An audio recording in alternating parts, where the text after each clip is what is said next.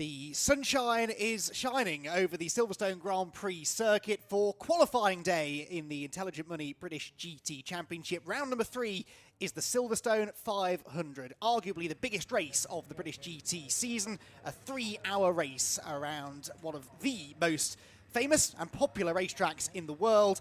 It's set to be an absolute thriller, that's for sure, and today's 4 qualifying sessions will set the starting grid for the 3-hour epic tomorrow. My name is Andy McEwen. David Addison up here alongside me, as usual, in the commentary box. And David, a real highlight of the season this for me. I really do enjoy these 3-hour races, the strategic element that gets brought into it. The racing is always really close. It always keeps us guessing right down to the very end. And what a venue to be holding it at. The Silverstone Grand Prix circuit looking better than ever. It's a fast circuit, it's a wide circuit, it is a long circuit, and it is a mix of different sectors, which means there are fast bits, as you can see, and some twiddly bits as well. And a setup that works across all of them is absolutely vital. If you contrast the speed of Hangar Straight with the tight village and loop corners, for example, it is a circuit these days that, because of its width, because of the nature of it, does deliver good racing. It delivers plenty of entertainment, plenty of drama over the course of a lap as cars show their strengths and their weaknesses and come and go in a battle accordingly. But yes, this, not only do we look forward to a great race, we look forward to a very different type of qualifying compared to what we had at Alton Park, where we were discussing 2 one-hour races. Well, now, instead of it being one driver, one session for one grid, you have to combine those times. So now the pressure is on both drivers to deliver, to get the car up onto the front of the grid. It's going to be the same principle with 2 GT3 sessions and 2 GT4, but you then aggregate those times in order for the grid. It's our first of 2 3-hour races. There's another one coming up at Donington. Then we head to Snetterton before another jewel in the crown. We go to Spa and then to Brands Hatch before we round the championship out at Donington as ever. And welcome back to the championship, Jonny Adam. He is in a 2Cs Mercedes and he's with Bryn Lucas. Yeah, Jonny Adam is here in a different car with a different team. Last year, Beechdean, remember, with the Aston Martin, but he's here this year in, like we say, a bit of different machinery. Jonny, it's great to see you back here on the grid. And here for a part season, I understand. Yeah, we're doing 3 events from Silverstone onwards, so quite different. Obviously, driving a different car other than an Aston. Obviously, with a new team with 2Cs, but it's really nice to come back and race with Flick this weekend. So we'll see how we get on. I mean, qualifying is quite important for obviously tomorrow's race, but you know we're learning the car as we do laps. So realistically, a top 5 or 6 would be really good. That would be incredible to see you do that. And of course, as you say, back with your old friend in Flick. Yeah, I mean, you know, last time I raced with her, we won a championship in 2018, and you know she's the only female to capture a GT3 championship in the UK. So she's got speed. You know, she's been out of it a while, but she's improving every lap. So it'll be interesting how we get on here. And you reckon 5th or 6th? Yeah, that's the target. I mean, if we can obviously sneak a bit higher up, but the car feels good. We changed a few things for qualifying, and I think the pace is pretty strong up the front. So hopefully we're there or thereabouts. Good luck, Jonny. Thank you. Thank you. It's terrifying how fast time flies. 2018, when we last saw them together winning a championship. And in Jonny's case, it is the first time he's raced something other than an Aston Martin since 2010. Wow. Which was a... Oh, you've got me there, I'm afraid. Ginetta. Was it really? In the Ginetta G50, as it then was Super Cup. Because Blimey. the year before, if you remember, he was a touring car racer in a motor-based BMW. And that deal came to an end, and there was nothing particularly to do, and he got a guest drive at Snetterton in the Ginettas, and from memory he won it, because Jonny tends to win races, doesn't he? But it's going to take some getting used to, saying Jonny Adam and Mercedes. But good on him, and it's good to have him, and good to have Flick Haig back. You don't need me to tell you what the weather is like, because it's always glorious at Silverstone, isn't it, Andy? Occasionally so, yes. It certainly is a lovely day today, I have to say, and lots of spectators here, actually. It often doesn't look all that full Silverstone because it is so vast, but I went and watched one of the free practice sessions earlier on today from a couple of different vantage spots, of which there are many good ones around Silverstone, and lots of people here to enjoy the first day of this 2-day event, mainly qualifying for them to enjoy today, and of course, the Blue Ribbon Silverstone 500 tomorrow. There is the 75 Mercedes that Jonny Adam will be piloting in a little while, but the first of the 4 qualifying sessions that we will see, and it's coming up imminently, is for the AM drivers within the GT3 element of the grid. So as David said, 4 qualifying sessions, 2 for GT3, 2 for GT4, an AM and a Pro session if you like, qualifying 1 and qualifying 2 for each class, and it is the combined times for each car across their 2 sessions that will line up the grid. So it's not just about having a quick Pro that can go out there and set a really quick lap time, the AM has to be able to do the same. We need to find a different word for the AM, don't we? Because it's really unfair on some of them. Because the thought of Sean Balfe, I think I said it at Alton Park, Sean Balfe as an AM, come on, you know, this is a guy that's been around a long, long time. However, yes, the derogation is such that they are the AMs. Now, the other thing to factor in here is each of these elements is 10 minutes. And as we've made the point, this is a long lap. So 10 minutes is all. Take out an out lap. And bear in mind as well that in Q1 you do not want to be on the track to take the checkered flag, because by the time you've done that and done an in lap, you're eating into the time between sessions. Really, you've got one shot, one lap, maybe two at a pinch. Yes, and of course a long lap as well, so keeping your tyres underneath you is perhaps a little bit of a challenge. It's not that the tyres will wear out a lot, but they might go beyond their prime, as any tyre would, after the second flying lap perhaps, so they need to be on it right from the get-go. Now that's something that the pros are more than capable of doing. The AM drivers, if you want to call them that, perhaps they might take a few laps sometimes to warm up, to really get into the groove. They don't have that luxury here, just the 10 minutes. And look, we're already a minute and a half in, and half of them haven't even got to the end of their outlap. No, indeed. So you've got to be on your toes. This is Morgan Tilbrook that you're riding with as he comes now then down towards the end of Vale, turns his way through the left, through the right. You've got to be oh so patient with the power here.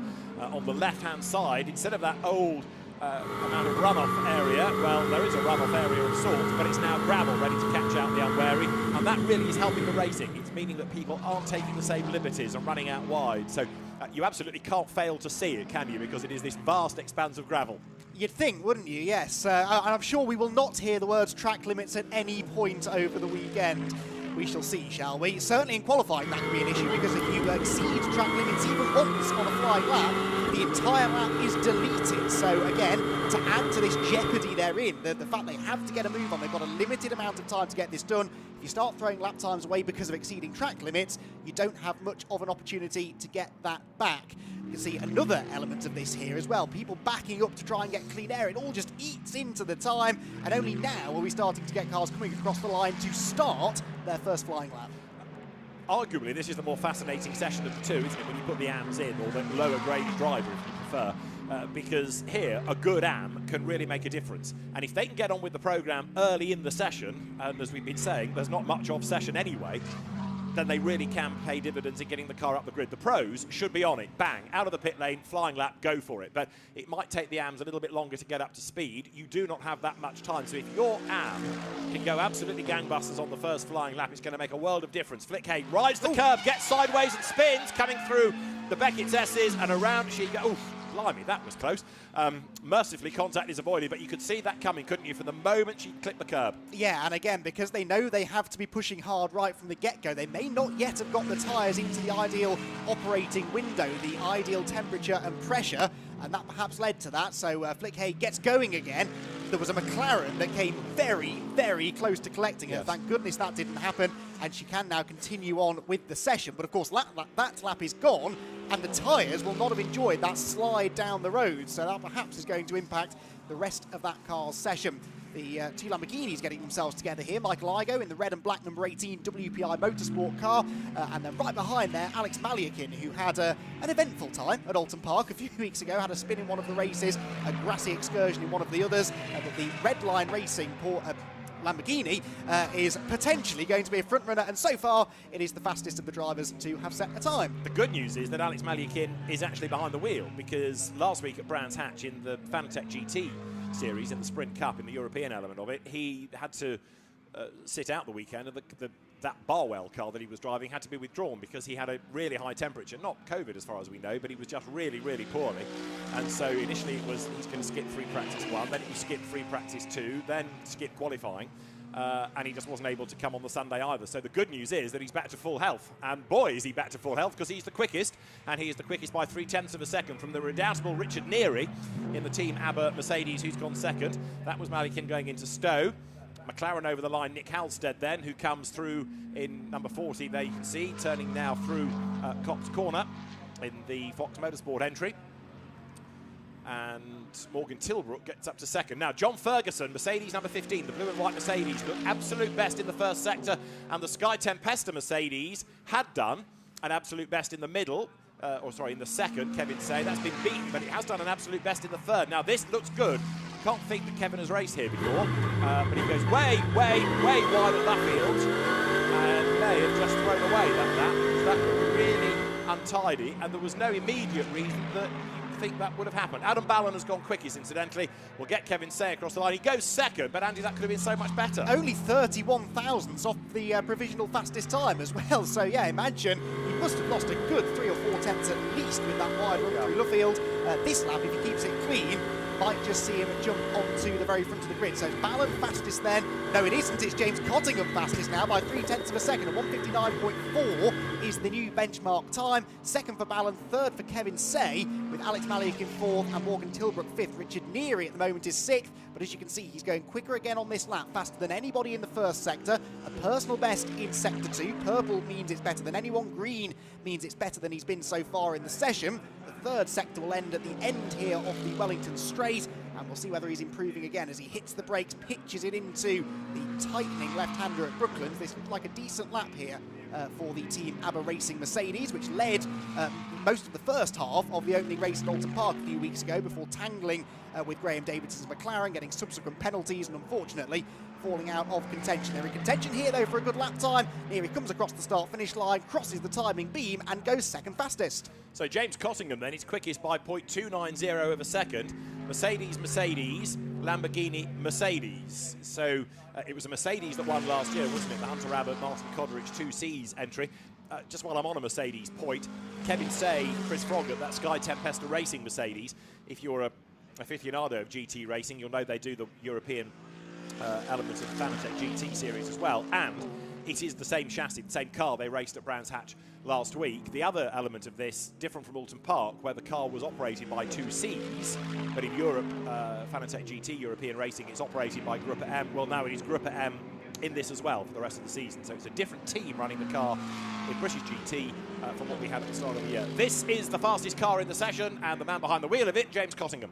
Yes, now I wonder whether he may be able for the pit lane here because he's not improving that much, although he's just lost the fastest time. Kevin Say puts the number 93 Mercedes onto the top of the timing tables by 27 one-thousandths of a second. 28 one-thousandths cover the top three at the moment. It's exceptionally tight, given the fact it's nearly a 2-minute lap. Through goes Cottingham, stays in second, didn't bail for the pit lane. The reason I said he might is just because, as David alluded to earlier on, if you're not improving, it's a bit of a waste of time being out there to the checkered flag. It gives you less time then to get your second driver in for their element of the session. So Kevin Say you were riding with then is the fastest, but that point you make about 28 thousandths covering the top three. That means that Cottingham to Adam Ballon, second to third, is 1,000th of a second between them.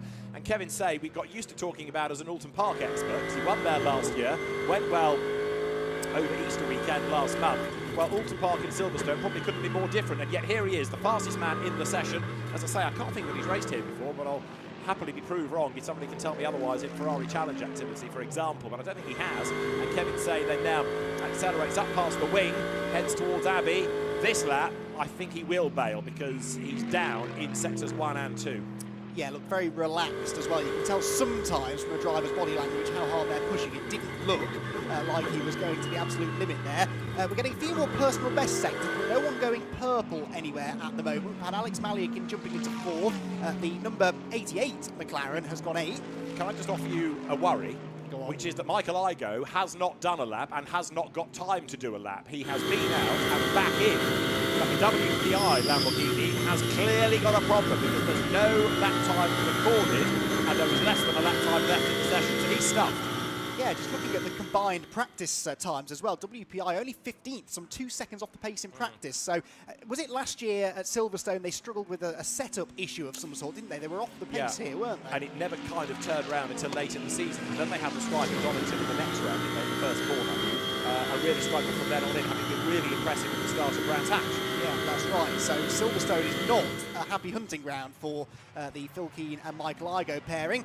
Alton Park was very much a happy hunting ground if you drove an Audi, because both in GT3 and GT4, these Audi R8s were looking very, very rapid. And this was the car that somehow held on to win the opening race of the season. Now, where are they at the moment? They're some way down the order, are they not? Yes, the 22 car 10th. Moment, so Sean Balfe at the wheel, only 10th fastest, as Alex Maliak goes fastest of anyone. That came out of nowhere. The first 2 sectors weren't improvements, only the final 2 were.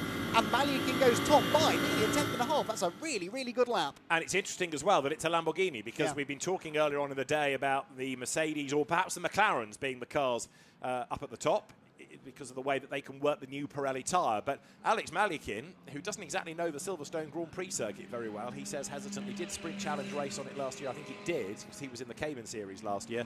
But he's giving away a lot of track knowledge. And yet, bang, there it is, at the top of the times by a 10th of a second, just over a 10th of a second.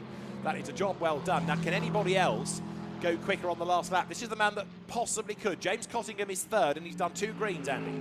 Yes, he has, in the first and second sectors. So Cottingham, third place now then, of course. He was provisionally the fastest of the lot until about halfway through the session. This is a good improvement as well. 2/10 up. He needs to find 0.16 of a second. So right now, he's tracking for the pole position. Needs to be careful not to run too wide out of the loop. Through Aintree, down the Wellington straight again. Don't run too wide over that curve. That should just about be okay.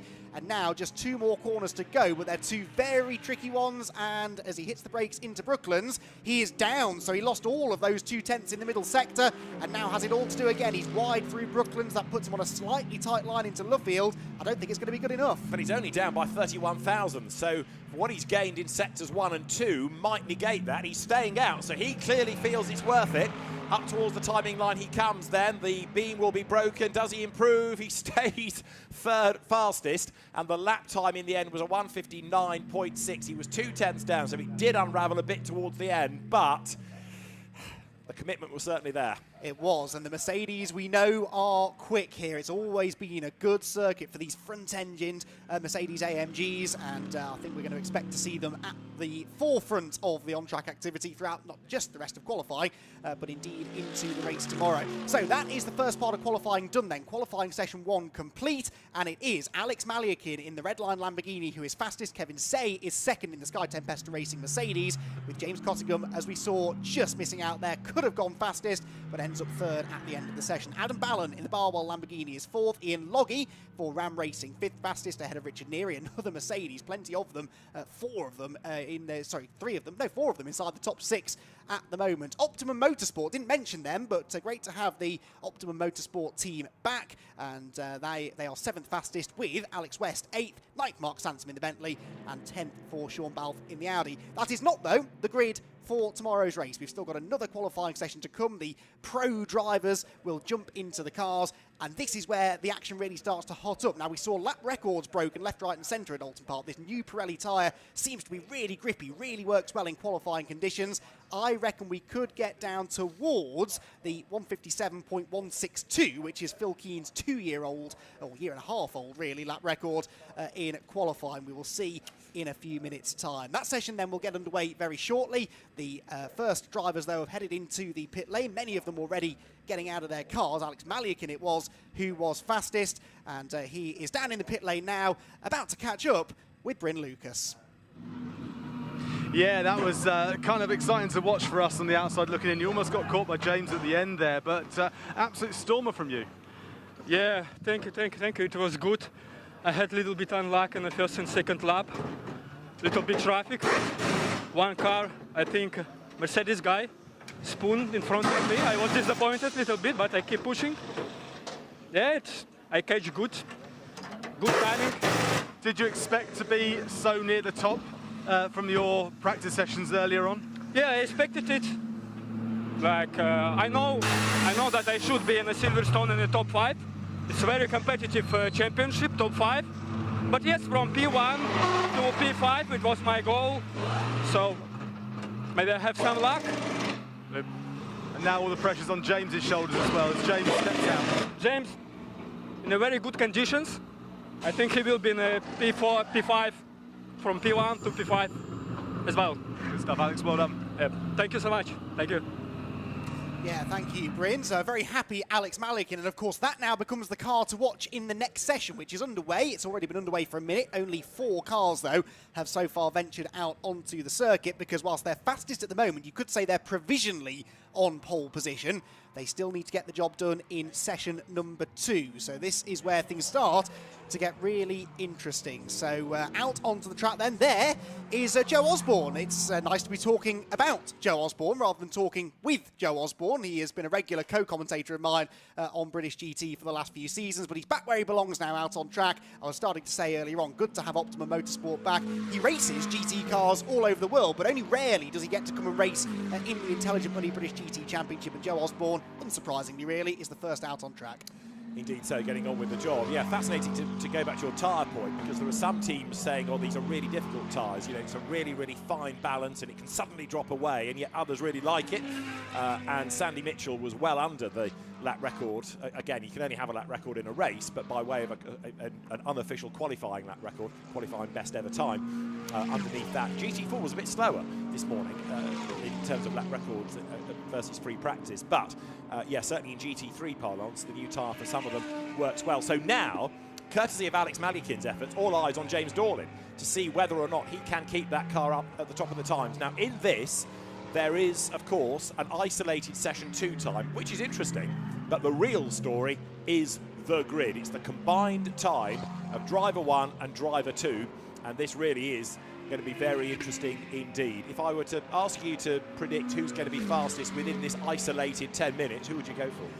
Well, you always would be daft, I think, to look away from Phil Keane, although clearly that car is struggling at the moment. That does rather open the door for a few others. This man's probably a decent bet, isn't he, in the number 6 Mercedes, because, of course, this weekend it is Callum McLeod, winner here a couple of years ago with Ian Logie in the Silverstone 500. Right behind him, though, was the Johnny Adam-driven Mercedes. I don't think this switch to Mercedes is going to slow Johnny down one bit. I think he's going to be right up there. So either of those two, I think, could be odds-on favourite to go fastest in this session. But as you said, that won't necessarily get them pole position. OK, so James Dorlin there rattles it up over the curb, but James, who was the first ever Cayman Sprint Challenge champion going back a couple of seasons, never comes into racing with the biggest of budgets, but he's an accomplished driver, part of the McLaren development programme for a time. He doesn't exactly get the ideal line at Stowe, does he? And actually, even going back to free practice 1, the car did have understeer at Stowe. So whether that was a mistake or whether the understeer has yet to be dialed out, the team must tell us afterwards. You've got Adam Carroll in number 22 Audi ahead of Sam Neary in Mercedes number 8 here. And we are already looking at only 6 minutes to go. Yes, because they weren't listening to you, David. Half of them were still on the track when the checkered flag fell in the previous session, and this is the knock-on effect of that. But, as we've been saying, the pros should be able to get on with the job. Joe Osborne certainly is, purple in the first 2 sectors. Sam Neary gives us the benchmark of 157.585.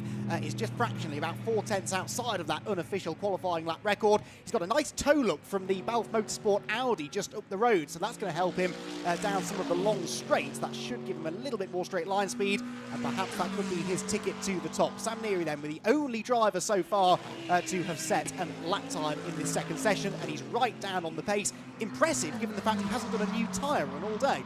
There's also one car missing from both elements of the session, which is Team Parker Racing's Porsche. That's got a gearbox problem. They don't have a spare gearbox, but one is being brought as we speak, and it will be fitted tonight and it will be on track tomorrow, and it'll go from the back of the GT3 grid, because ever you've got that split. Phil Keane has gone out, so whatever it was that was troubling Michael Igoe, Phil Keane now will have to try and get around that problem, but they're going to start at the back anyway, because there's only one time, not 2, that they can base this on. So that will be effectively the penultimate car in GT3, come what may, with the one that's not been out, the Porsche behind it on the grid. Marcus Clutton here at the wheel of the Enduro Motorsport McLaren. Now, this is a car that arguably could have won here a year ago if it hadn't been for a late bit of contact at the sequence of corners he was approaching there. We'll see what sort of lap time he can get in. Looks like he's pretty rapid in the sectors. Sandy Mitchell comes through, though, and Sandy Mitchell set the fastest lap time on the day, which was just underneath that qualifying lap record. He's purple in the first 3 sectors. This is going to go to the top, surely. Jamie Caroline briefly goes fastest, but now within the session, Sandy Mitchell goes quicker than him, and a 1:56.765 obliterates that unofficial lap record. That is a really remarkable time, and it does put that car on provisional pole position. He did a 1:57.1 in free practice 2, and as you say, goes quickest in Q2 and gets it onto aggregated pole ahead of the Team ABBA Mercedes, then the Ram Racing number 6 Mercedes, Callum McLeod at the wheel of it, ahead of Joe Osborne. Will Tregurtha in the Bentley we've not yet touched on, but that's 5th, the Johnny Adam currently is at the wheel of the car that is 6th. Though that order on the screen is combined, as you can see, because you think 3 minutes 56, that's a slow lap. Well, it's the 2 laps put together. So that is the order rather than this isolated 10 minutes. Here is Jonny Adams, 2nd within this session, but on aggregate 6th. Bear in mind, Flick Haig had a drama, had a spin, so Johnny's having to fight that car back up the order. Goes through Stoke Corner now, yet to get a time out of Chris Froggatt and also Lewis Williamson. It'll be interesting to see where they slot in, especially given in Froggatt's case how well Kevin Say went, and in Lewis Williamson's case how well James Cottingham went. So they were, what, 2nd and 3rd at the end? Yeah, they were both inside the top 3, and of course at the moment languishing at the bottom of the pylon because they haven't yet registered a lap time in session number 2. Car number 8, Sam Neary being given a track limits warning for running wide exiting Copse Corner. Jonny Adam, though, is barrelling his way through Abbey and up towards the braking zone at Village then. There he goes, the nose dips, turns into the right-hander. How are his sectors looking in this one? Green in the first sector, so personal best. The middle sector is not a personal best, though, so at the moment, if it is going to be an improvement, it perhaps won't be a huge one. James Dorlin has just gone 6th fastest in the session, but that still means that on combined times, Sandy Mitchell and Adam Ballin in the 72 Lamborghini are 3/4 of a second clear of the red line Lamborghini. It's a Lamborghini 1-2 then at the moment on the grid. Where will Jonny Adams slot in, though? The 3rd sector is also not an improvement, interestingly. And of course also there's only so much he can do, because however fast he is, it's always tempered by whatever time was set by Flick Haig. So yeah, can we get him up the order a little bit? Well, possibly we can. Lewis Williamson has gone 3rd in the bright yellow Mercedes as Jonny Adams goes through. On aggregate, that car is down to 9th. Now, what about Chris Froggatt here? This is a 2nd flying lap. He's already got it to 7th, but personal best in Sector 1. It's got to be backed up, hasn't it, in every sector? And it is, because there, coming out of club, Sector 2 completed. You're on board in the Sky Tempest and Mercedes. Go right, this is Abbey. Ride the curb. Looks good, this. It does. It looks very fast, very, very brave over the curb there. Now get the braking right into Village, which he does. We saw, of course, Kevin Say in the early part of the session getting his braking wrong at Luffield. This looks a lot neater, though. Chris Froggatt has looked fast all day long, although hasn't necessarily been troubling the practice times. This car hasn't found itself towards the front. Only 18th fastest, actually, on combined practice times when you take the times from the 2 free practice sessions. But here, Froggatt is finding some serious pace. Personal best in all of the first 3 sectors. Look at him really working the wheel as he wriggles the car up through Luffield, out of the tight right-hander, and now foot flat to the floor, change up the gears and head for the line. What's he going to do then? This car at the moment would line up 7th on the grid for tomorrow's Silverstone 500. Across the line he comes now, though. He's surely going to improve.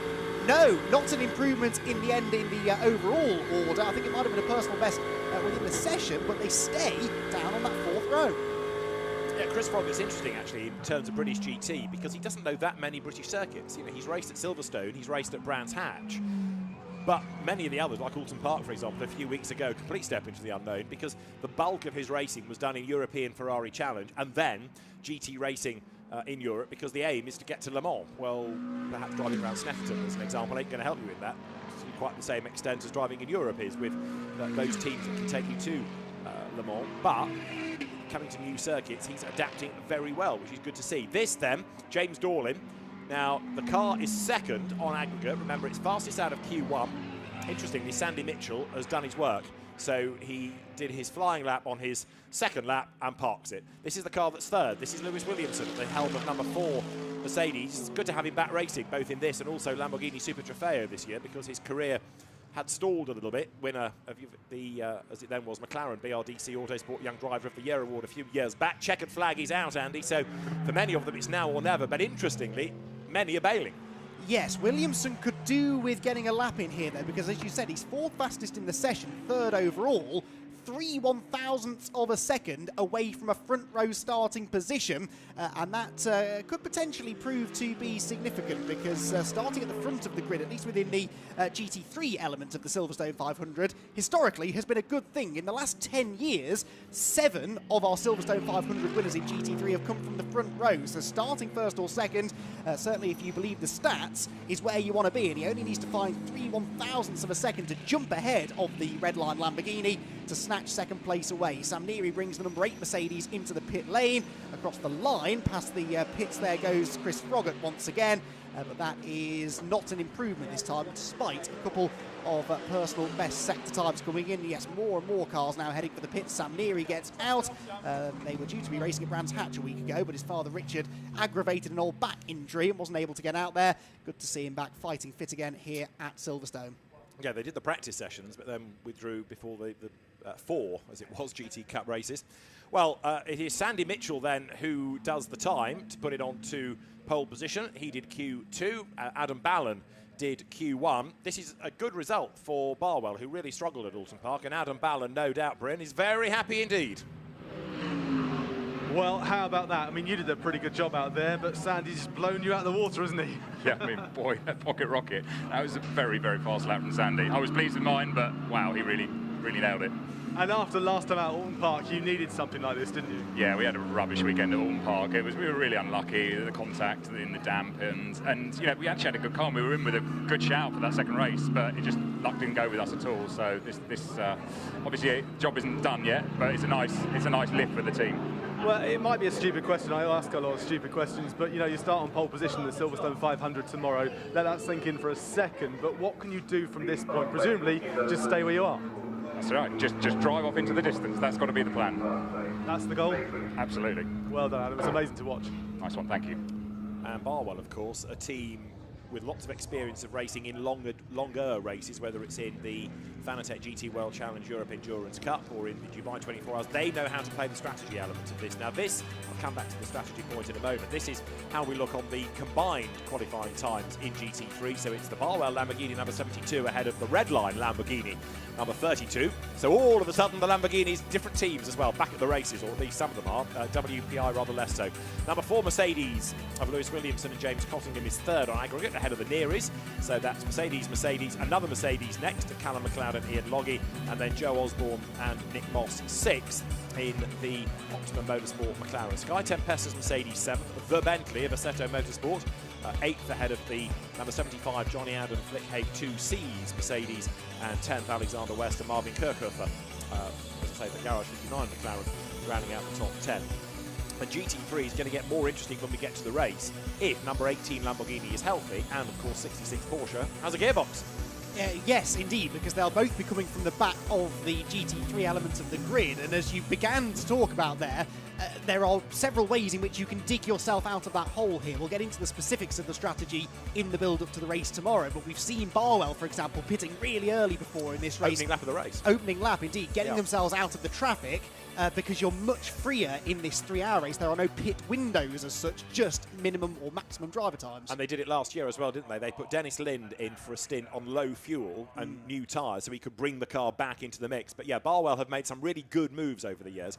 And the other point I was coming to was the teams like this, perhaps more than Fanatec GT, because 3-hour races there, it's 2 pit stops. So it's dead easy. An hour pit, an hour pit, an hour flag.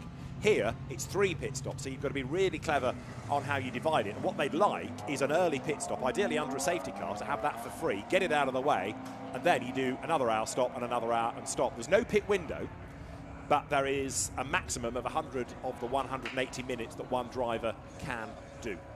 Yes, and most of the teams would like their quicker driver, the pro if you like, to do that 100 minutes, I guess. So trying to work that out as well, maximise the time that your pro spends in the car. But you need him in at the end. Of course. As ever. So yeah, reverse engineer it. Yeah. But basically it will go and pro across the pit stops.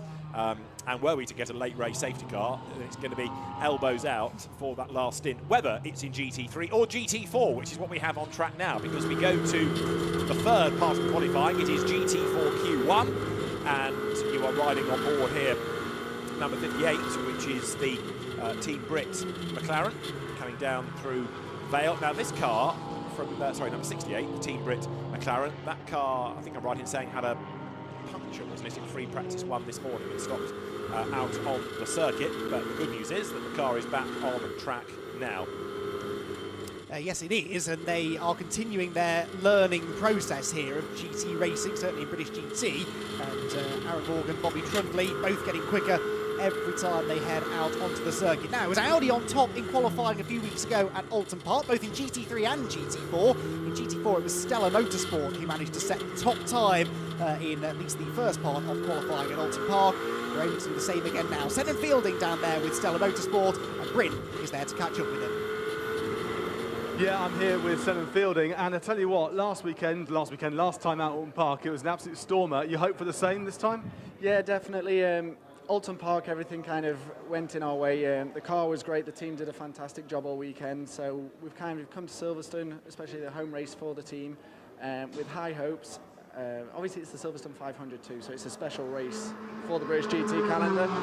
So yeah, we're really excited. The car's been great in all of the testing so far, so hopefully we can carry it on. But obviously we're just about to start qualifying, so nobody really knows where they are until 20 minutes time, really. Yeah, absolutely. But if you were to be a gambling man, what would you be betting on for you two?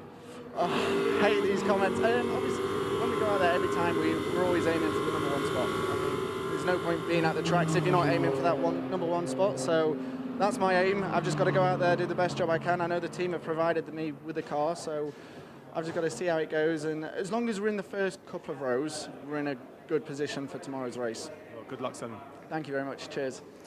There's an element of keeping out of trouble, isn't there? Because we saw a couple of years ago, remember the Barwell Lamborghinis at this section of circuit at Village managed to tangle quite early.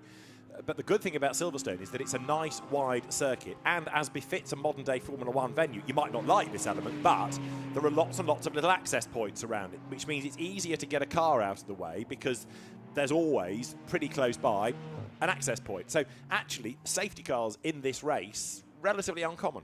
Yeah, exactly, which is good because it means the race can flow a bit more naturally. Yeah. But as you said, lots of the teams would quite like an early safety car. They just don't want to be the cause of said early safety car. Yes. But yeah, Stellar Motorsport aiming to continue their strong run from Alton Park. A win and a third place for Senan Fielding and Richard Williams a few weeks ago means that they currently lead the GT4 Championship and the GT4 Silver Am standings as well.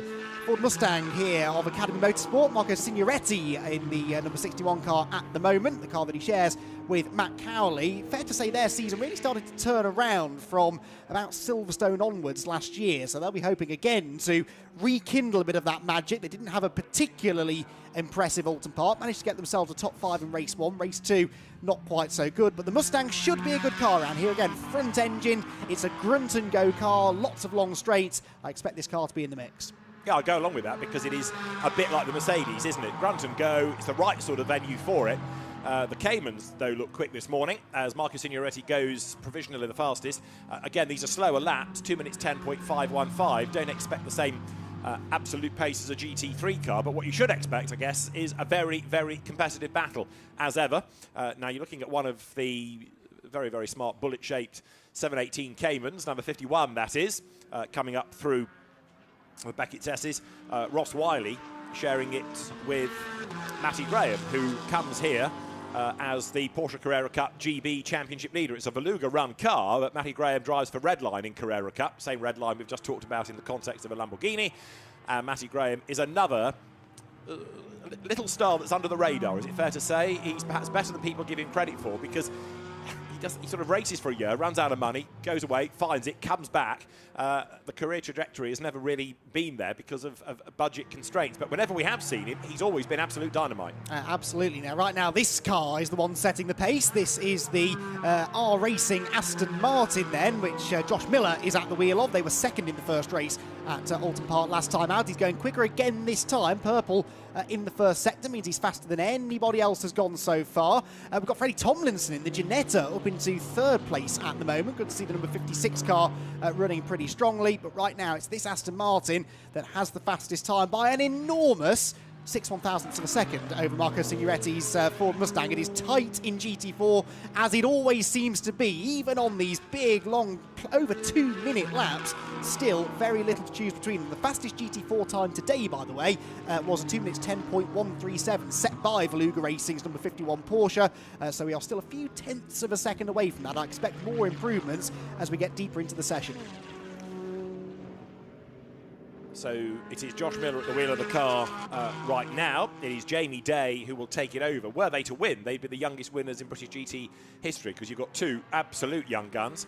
The R Racing Aston Martin. There is a British touring car connection here, which I'll let you work on, unless you've already spotted him in the paddock. But the driver coach for these two is one... Ash Sutton. Absolutely, yeah. yes. With his vast knowledge of GT racing, as we were musing on together this morning. See that he's never raced a GT car, really. But anyway, Ash is here as driver coach to Josh Miller and Jamie Day. And he was another driver, Tom Ingram was another, who was absolutely captivated by what we had in race 1 at Alton Park in GT3, that brilliant Adam Carroll, Jules Gounon battle. Now here is the very, very rapid Toyota Supra that has got at the wheel of it for Q1 Tom Edgar. Car run by Speedworks. It's the Toyota Gazoo Racing UK banner, so it's the same team that operates the cars in the British Touring Car Championship, but a new second driver, Jordan Collard, has been brought into the fold. Brother Ricky drives for Speedworks in touring cars, and Jordan's now replacing Jack Mitchell, who was struggling for funding anyway for his GT season at Alton Park, but had a run out in the car. But Jordan, I think, is in now for the rest of the year. And is a very, very rapid young driver as well. So again, expect him to be a contender. GT4 is stacked with talent this year, actually. There always are quick drivers and quick driver combos in GT4, but this year, more than ever, I'd say, it's very, very difficult to predict because they're all really quick and they're all more than capable of running at the front. Josh Miller then with a new fastest lap time of the session, 2 minutes still to go on the clock. He's 84 thousandths now clear of Marco Signoretti, so that is at least a bit more comfortable than he once was. However, Richard Williams, who for whatever reason is one of 3 drivers yet to log a lap time, is now going really quickly. Personal best in Sector 1 for Richard Williams in the Audi. Purple faster than anybody else in both Sector 2 and Sector 2 speed trap. So that number 42 Stella Motorsport Audi is on a flyer. We're on board here with Aaron Morgan in the Team Brit McLaren, but somewhere in the 3rd sector, possibly just ahead of him on the road, is a car that could be about to set the fastest time of the session. It's another of the great fascinations of GT4, isn't it? Because it is absolutely wide open and the mix of car is really, really good. What have we got? 14 of them. The day will come when we have a standalone GT4 race, surely. And you just look at the strength of GT4, whether it's in the European series, whether it's in America, whether it's in France, whether it's in Germany. You know, it is a category that was a really slow burn. But now that we've got it going well, it's got so much potential.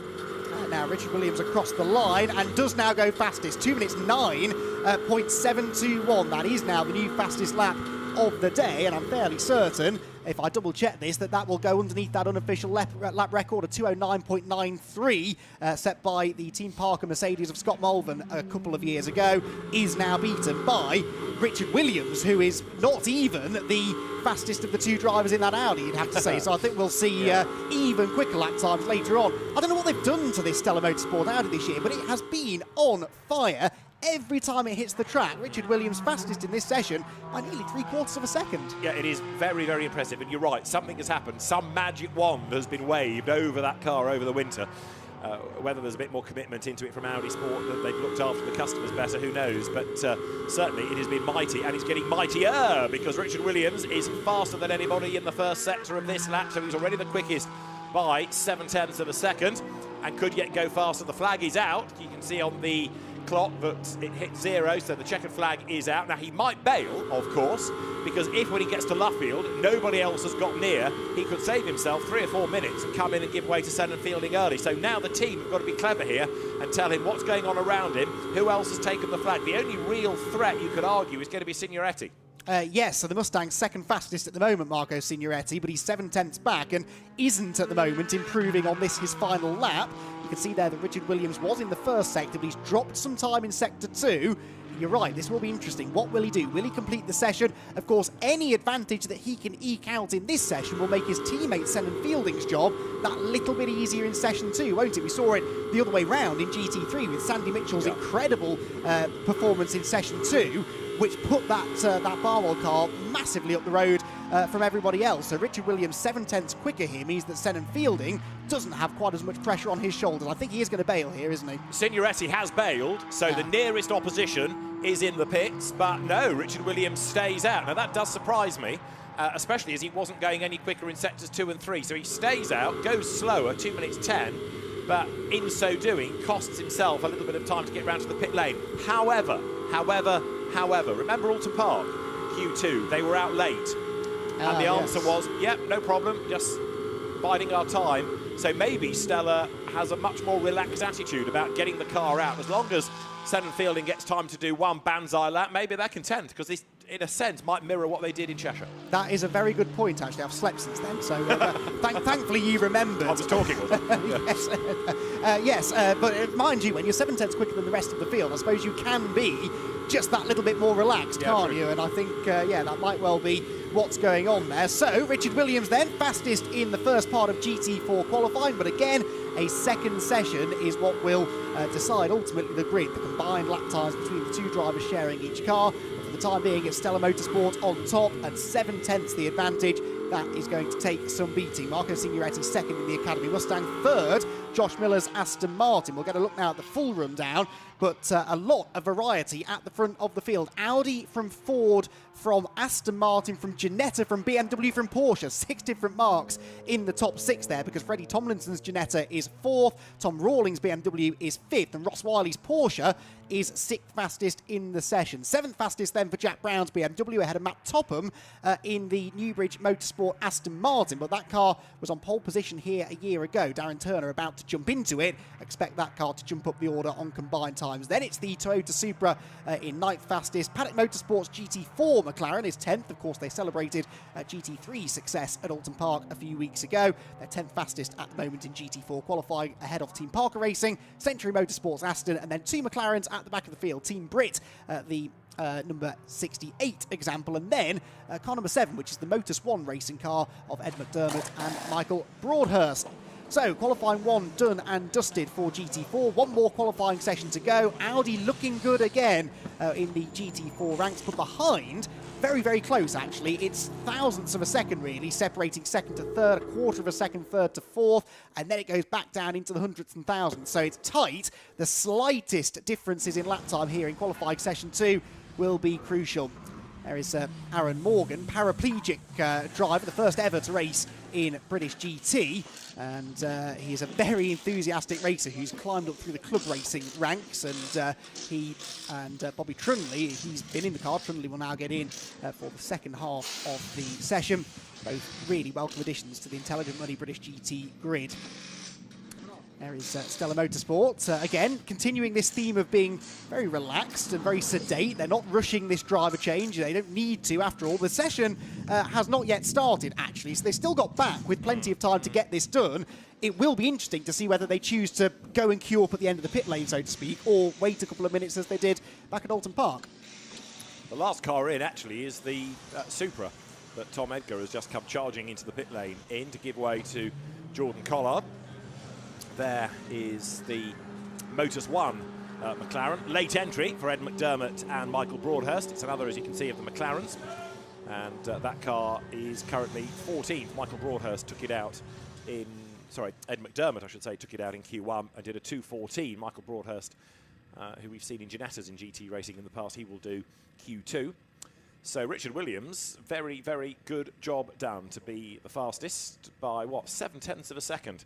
He can reflect on that effort in Q1 in the pit lane now with Bryn.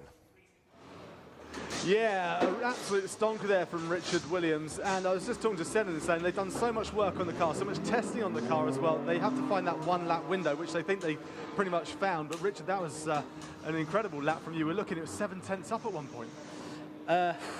Yeah, I don't know how to articulate that one really. I think it's just we're carrying obviously the momentum over from Alton, which we know we had a really good setup for the car. And actually, we haven't really changed much with the car, to be honest, with what we had there. So to pull a lap out like that, I mean, it wasn't straightforward. It wasn't smooth sailing. It never is. But I mean, 7/10 was it? About that. We were looking at it thinking he's going to come in now, he's going to come in, but you stayed out for that extra lap at the end. What was the thinking there? Really just to kind of see, we're trying to obviously get ready for tomorrow's 3-hour race, so we just want to see what the degradation on the tyres like, so I just wanted to do as many laps as possible. Yeah, that's kind of what it's all about. Sennan's told me that the tyre and the car seem to work really well together. Are you finding that as well? I mean, most of the time, yeah. I wouldn't. Again, it's not plain sailing. It's not clear picture as to exactly why the new tyre this year is working as it is, but it's very kind of up and down. So it's actually been quite inconsistent. That's why it's given us a bit of a head-scratching moments at times. We'll go and scratch your head for another 8 minutes and 38 seconds, see what happens. Yeah, cheers, mate. Thanks a lot. Thank you. Well, yeah, Richard Williams done great things this year, and you're on board now with Senan Fielding, who goes blasting out of the pit lane. That oh-so distinctive Audi engine note, so distinctive it is, and he's on the circuit now up through the Beckett's S's, turns his way through. Not quite everybody has gone out, but there's only, I think, 3 cars yet to join the mix. Yes, and again, as you said, some of them perhaps more eager than others to get out onto the circuit. But yeah, interesting that Stella are one of those that head straight out pretty much. So Senan Fielding then looking to try and really just not mess this up now, I suppose. They've got the advantage. He just needs to do a pretty good lap, and you'd imagine it should be enough to get this car on the pole position for the Silverstone 500 tomorrow. A lot of talk about the really impressive pace from Stella Motorsport this season. It's not to say they were slow last year. They actually had their moments of brilliance last year. Just a lot of bad luck, some mechanical issues, a few other on-track incidents that kept them out of the points. And actually, if they'd have had a bit more good fortune in 2021, they could well have won a few races. As it is, though, it looks like 2022, at least the first couple of rounds, this could be their year. I suppose everything, though, does take time, doesn't it? Because, you know, you need time to get up to speed as a team. You've got to get the drivers to work well together. You've got to all get on top of the car. So some teams adapt to it very quickly. Others perhaps take their time, but Stella has got there. And as you rightly say, it's looking encouraging thus far. Number 23 then, now Jamie Day at the wheel. This is the 3rd placed car on the evidence of what Josh Miller did, another Ginetta Junior graduate in Q1. The Emirati driver now, Jamie Day at the wheel, as he comes into the Beckett's S's and gets it a little bit on the edge, but he survives that, rides the curb. And yeah, I think he has survived what could have been quite a moment there. Comes out of the Beckett's S's now through Chapel Curve. And number 61 now with Matt Cowley at the wheel. Again, this could well be the car that goes top in this session. Matt knows certainly bits of Silverstone from his many successful Formula Ford 1600 days. He's raced on the Grand Prix circuit in GT racing, so he knows the car, knows the place pretty well. And Matt, who did have a year, 19, racing in Europe. Again, much underrated driver. There's not a huge amount of budget behind Matt Cowley, but certainly he is one of the stars of the GT4 class.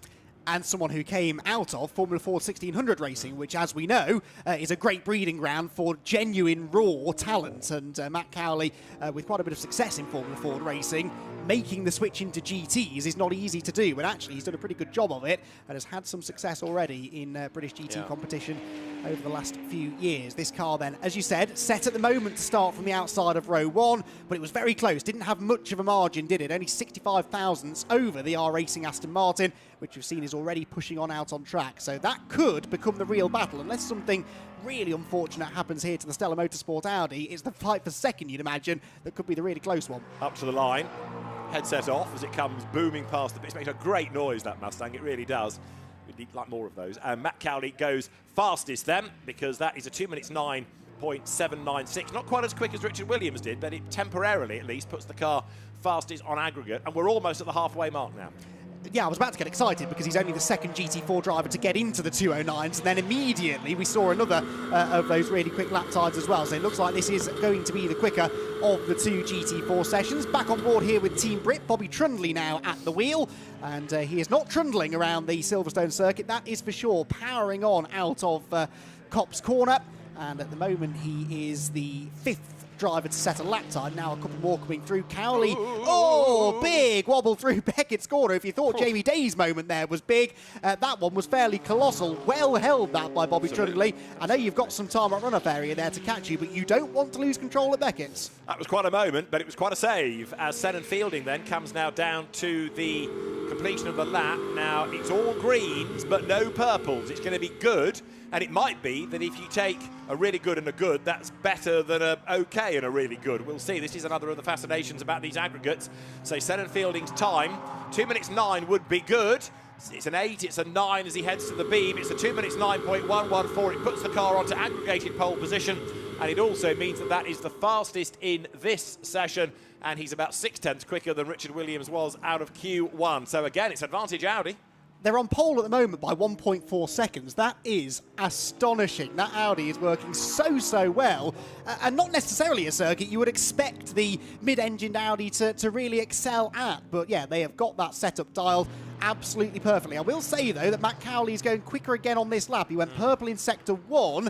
We also had a really good lap time just now for the number 90 BMW of Will Burns, who goes 3rd fastest in the session, 5th fastest on combined tyres. So we are getting some improvements behind, but yeah, when was the last time we saw a pole position decided by more than a second in either GT3 or GT4? You'd have to go back quite some time. Another quick car running in the silver element of GT4. Matty Graham now has taken over the Veluga Cayman, so he doesn't race this car regularly because he missed Alton Park, for example, but he is Carrera Cup GB Championship leader after the opening 2 races at Donington Park a couple of weeks ago. And where is 51 in terms of a time? It is 4th, so the best it's done thus far in this session, 2 minutes 9.599.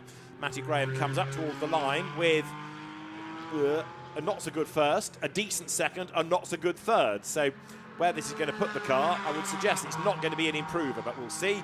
Up towards the line he comes. Matty Graham goes through and he's down in that final sector as well. That lap was slower, so he remains 4th on aggregate, and he's got 2 more laps he can wring out of the session. The Ginetta of now Joe Wheeler taking over from Freddie Tomlinson.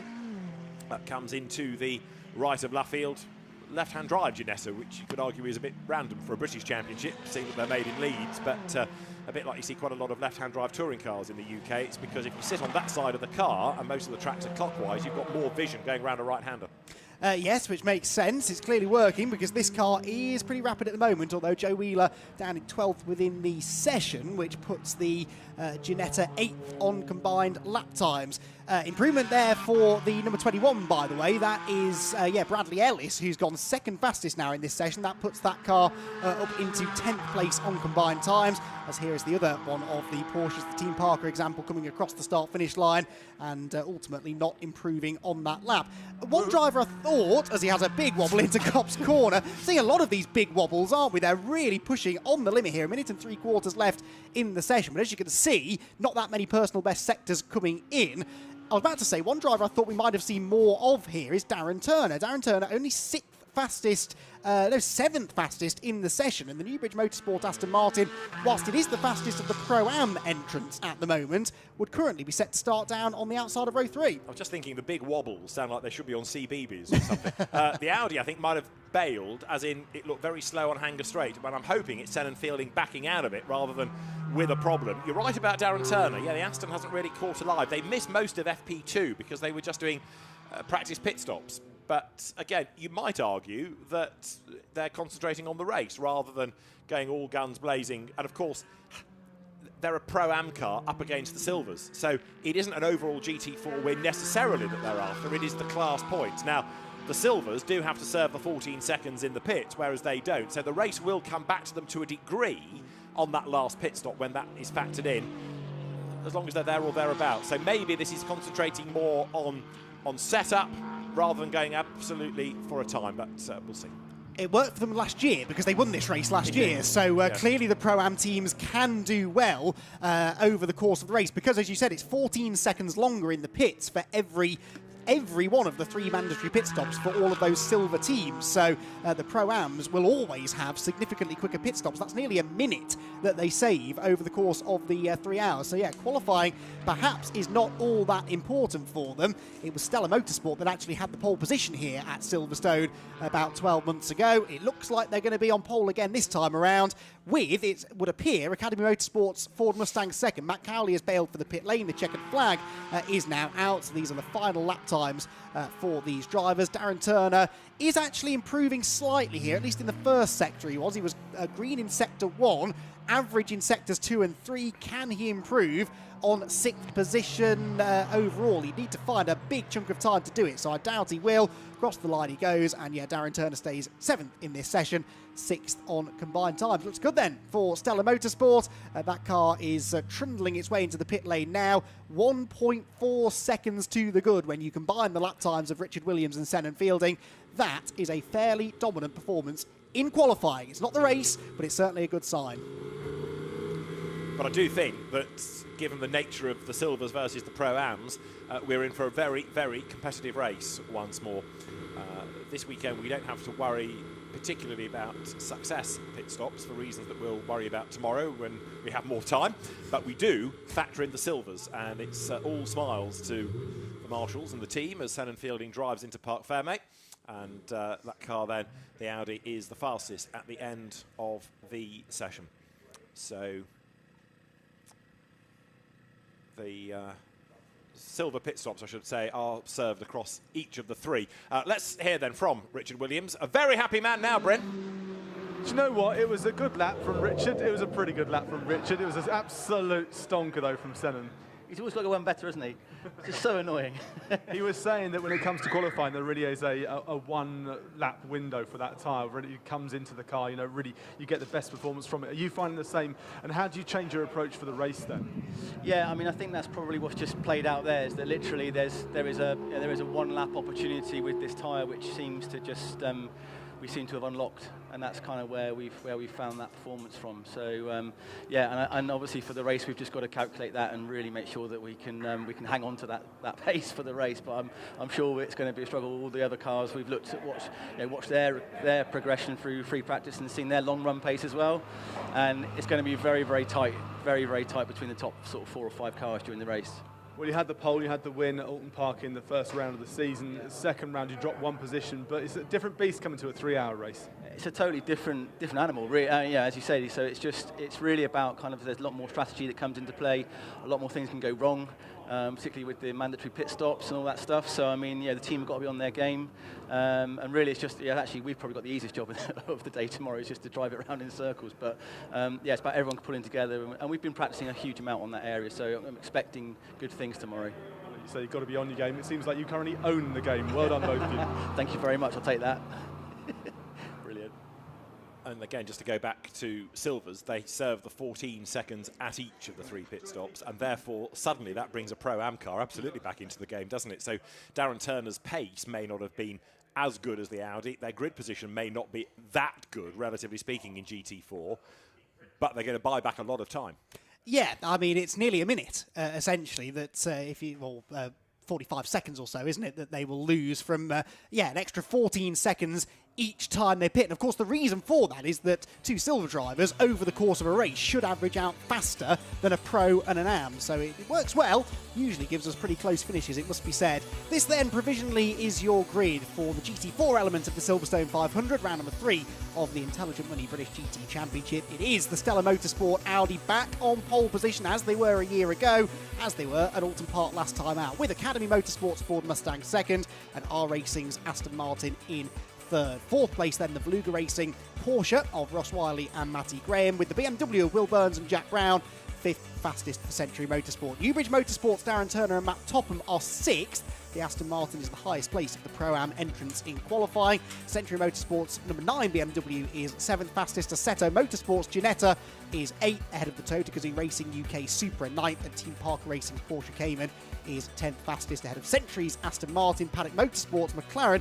The McLarens in GT4 really not faring well there, were they? They actually make up the final 3 places on the grid, so perhaps not the best circuit for McLarens. Perhaps someone who can tell us a bit more about how the McLaren drives around Silverstone is Aaron Morgan. The Team Brit driver is in the pit lane with Bryn. Yeah, I'm here with Aaron. It was it's an interesting thing to watch you guys go out there. I saw a thing on social media where you were kind of showing us around your steering wheel. How different is it and how hard is it for you? We've got the car coming into the garage as well right now, so we're trying to stay out of the way so we don't get run over. But how hard is it for you two to be able to get into a car that's got a different setup for you as it does for Bobby? Oh, obviously I can't really relate to what Bobby's setup's like, but you know what I drive with every day in my road car is very different to what the Team Brit car is. I can't explain why, but I've never had an issue changing between different hand controls, no matter how long. Obviously, I use one before I change the other. I don't know. I've just never had an issue with changing through them. And it's been great for us to see you guys entering in British GT. What's the experience been like so far? I know you guys want to be vying for wins, of course. Yeah, thank you very much. It's been great to be. It's such a prestigious championship to be part of. It's such an amazing thing to be part of as well. Obviously, Alton Park was an amazing first round. A lot of lessons learned for everybody, both as drivers, as team crew, just everybody really. But obviously we're here competing at Silverstone this weekend. We've been out there in qualifying, done our absolute best, but we're in an incredibly competitive GT4 category today. So no doubt we'll go out there tomorrow, give our absolute all, and show everyone what we've got. Give it all for 3 hours. We'll be watching. Good luck. Thank you very much, Bryn. So good stuff from Team Brit. Good stuff in qualifying all round. It sets us up very nicely indeed, does it not, for our Silverstone 500, the third race within the Intelligent Money British GT Championship. It's going to be an earlier start tomorrow because we will have the cars out on track relatively early. The race, in fact, is to get underway at 11:30. We'll be on air before that. So join Bryn Lucas, Andy McEwen and me, David Anderson, tomorrow. For now, goodbye from Silverstone.